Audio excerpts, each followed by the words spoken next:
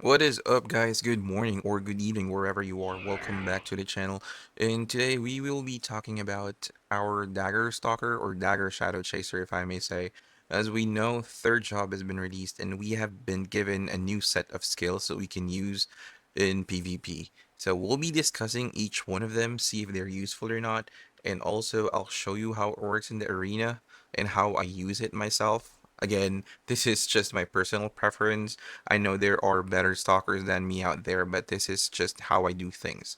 Okay, so let's go ahead and take a look at the skills first, read through it, and then we'll check it out and see how it's useful for us. So the first skill that we have is a passive skill. It's called Dormancy. So basically what it does is that whenever you're hidden, even if you take damage, you won't be revealed. So unlike before that once you hide and if anything hits you, you'll be revealed immediately, not anymore because of dormancy. So I have it up to level 5 so that I can unlock the next skill, which is Shadow Possession. So Shadow Possession allows you to possess a target. Basically, you go inside a target and be there for like 3 seconds. You deal a little bit of damage, but for my build, I don't really focus much on the damage. So I have it up to 5 so I can unlock the next skill. So for Shadow Possession, this is useful for like whenever your hides are in cooldown. Like for example, your Thief hide or your Feint Bomb hide is in cooldown. My emergency skill will be Shadow Possession, so it can buy me some like little bit of time, 3 seconds to be out of the map and nobody can kill or target me.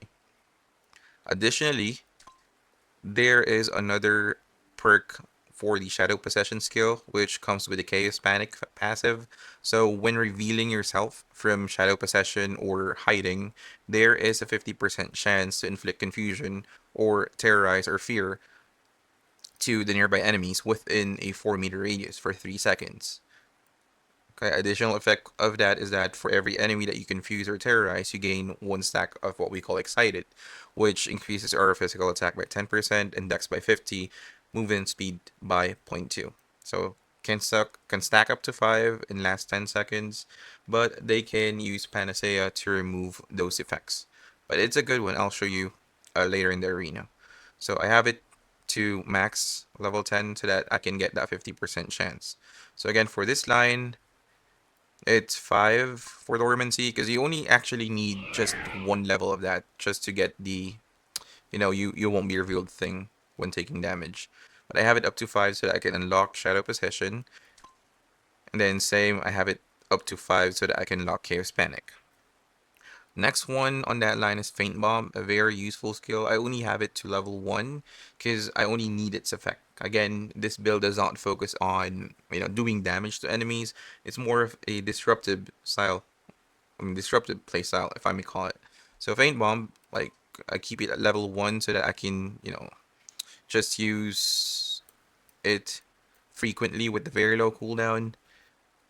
So what it does is that it's like, a roll away or a dash skill, a movement skill for Shadow Chasers.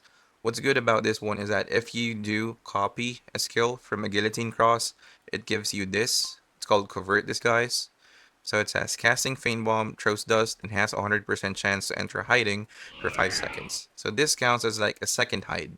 So basically you can be on hide permanently using that. Like you just go hide, then once it goes to cooldown, you can just Feint Bomb away and then you're still hidden.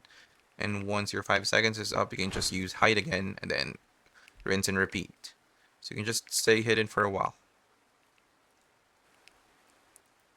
On the next column, we have Strip Weapon. I have it up to 10, so that even though I don't have enough dex or in a maximum dex, because this build is basically a Vit or Vitality build, I do have like, increased chances of stripping one's weapon. Like all the other strip skills that we have, I have them up to 10, so that if in any case I, use them, I can like, there is always a possibility of stripping the enemy. So I just have it up to 10 because I don't see any more use of skill points. That's why I just maxed them out. Next one is a good one, Deadly Infect. So when you are inflicted with debuffs such as Freeze, Silence, Blind, Confuse, Petrify, Stun, Curse, and Immobilize, there is an 80% chance of inflicting the same one on the caster for 3 seconds. So this is like Reject Sword but for control. So it is a nice one, especially in 1v1 situations. And despite the 9-second downtime, it's really useful. Like for example, somebody's trying to lock you up, you're 1v1 with a mage that just freezes you. Once your passive procs, they will also be frozen for a while. So it's a good skill to max because it's 80%. Like I think it's 8% per level in here. So just max it out. Next skill on this column is Dimension Door. So I also have it maxed. And yeah, it's like you draw something on the floor where your opponent is standing up, and then if your opponent walks away, they'll just be teleported back to that spot. So it's good for setting up it's good for setting up manholes and shadow cage too. So I have them comboed up. So I have Dimension Door, shadow cage, and manhole on the same skill. So I can just spam one button when trying to manhole someone. Okay. So I have it up to 10 as well for like the maximum effect. So yeah. On the last column, we have Phantom Raid, which I did not put anything in here. I think this is primarily for bow users because, we can still hide anyways. So this is for hidden normal attacks or hidden skills. Then Shadow Spell 2 for splash damage. This is for bow. So we did not put any skill points in there. It's going to be a waste. For daggers, of course. For my longbow setup, this is maxed out, but talking about daggers right now. For the next skill, it's called Snatcher. So strikes a target, dealing some damage. Because I don't really have damage, but this one also gives you a chance to 50% chance to steal some some of the target's highest stats. So for example, they are pumping in strength. You can steal some strength for about 8 seconds. I maxed it out just so I can steal more, and it also counts as a melee skill. So it says here that damage dealt by assault, melee skills, or reject sword inflicts bleed on a target, causing some damage and also preventing their natural HP recovery. So they won't be able to use their nightmares or any natural HP regen that they have. So it's very good against high HP enemies that regens a lot of HP per 5 seconds or per second. It's a good skill. So here we are in the arena, and before I show you the skills and how it works in PvP situations, let me just show you my skill bar. So, if you want to copy it, you can, but this is how it works for me. So in the first slot, I have hiding. Second slot, I have Feint Bomb, coupled with the copied skill from the GX Convert this guy, so that, I do have 2 hides in there. Third slot will be my melee skills. It's a combo slot that Snatcher is 10, so that I can get more stats if it procs. And Assault and Brute Force are in level 1 for their low cooldowns. So it's just something that I can spam to proc Bloody Lust. So I can get the bleed effect. Fourth skill is Close Confine. So that stays in there because I use it. I think this is the most used skill for me. And fifth skill will be the manhole combo. It's gonna be Dimension Door at 10, Manhole at 7, and then Shadow Cage for when Manhole is not available. Or you can use them like on top of each other. But you cannot put a person in Shadow Cage if they're manholed. So that's one thing to think about. The next slot will be Reject Sword. I keep it at level 5 because I don't really use it for the damage. I use it just to, for the cleanse. So that if like I know I'm on white set right now, but even if I'm even if I'm on white set, there are still times that this goes into cooldown and there is a downtime for that. You can still get control. And that's when the reject sword comes in. Next slot will be for the duress and strip armor combo. So I just, use them at the same time. So if they're both chance skills, so it's gonna be good if they both proc together.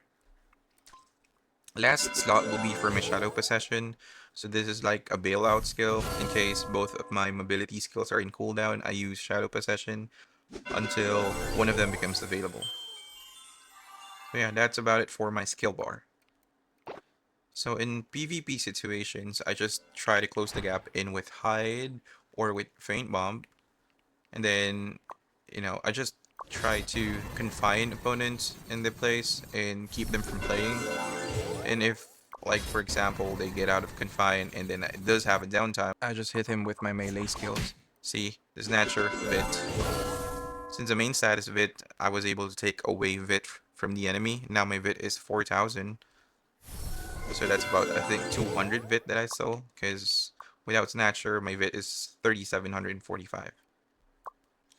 So I try to spam the skills in there whenever available, because the brute force is good because it slows the enemy down. Unless they panacea or they have an Edgar card, it will slow them down. If they still try to run away, use close confine on them. And if I want to get them out of the battlefield, use duress, and then try to strip their armors, and then try to get them again with close confine and hit them with the melee skills. Also, you can see the bleeding due to the melee skills from our passive. So that basically stops their natural healing, their nightmares and stuff. Then just spam close confine on them. When I want them out of the battlefield for long, I try to do a manhole combo. So let's see. So let's say they're trying to go there. I just hit them with this, then put the manhole in there. Then once they're back, they'll be manholed.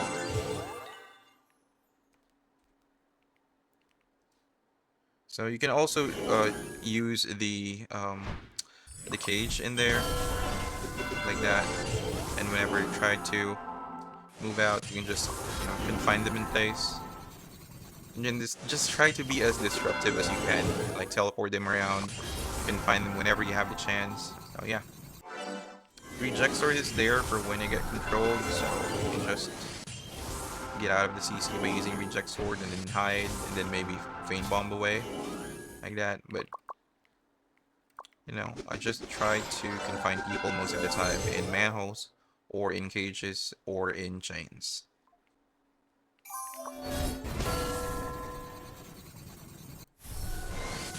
So again, this build is not really for damaging opponents, it's more of, for holding people down for your DPS to kill. So you've got to be tanky, you've got to have a lot of Vit, you got to have cleanse, or if not, you can use your Murphy too, like what I discussed in my previous video, like where the uses of Murphy versus Whites.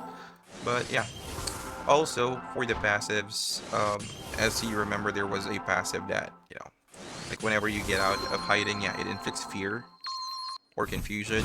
Also, it does work in whenever you get out of the possession. It's 50% of the time, so it's not, it does not work each time. So, see, they're possessed right now. See, they're feared.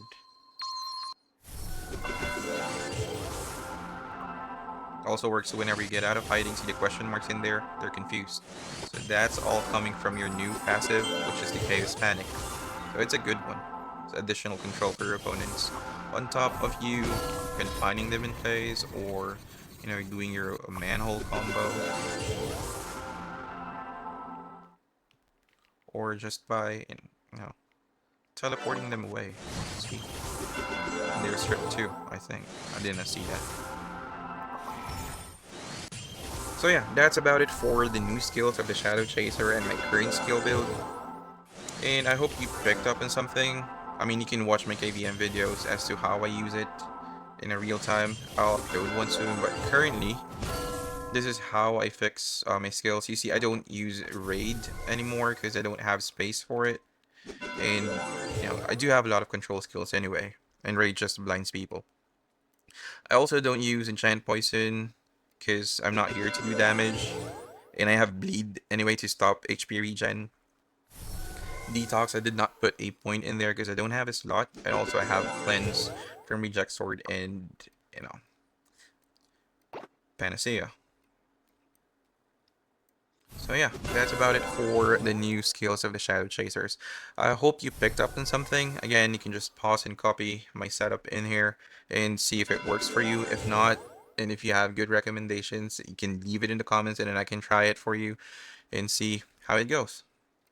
So there you go. Thank you very much, guys, for watching. Again, I hope you learned something, and y'all keep safe. Thank you.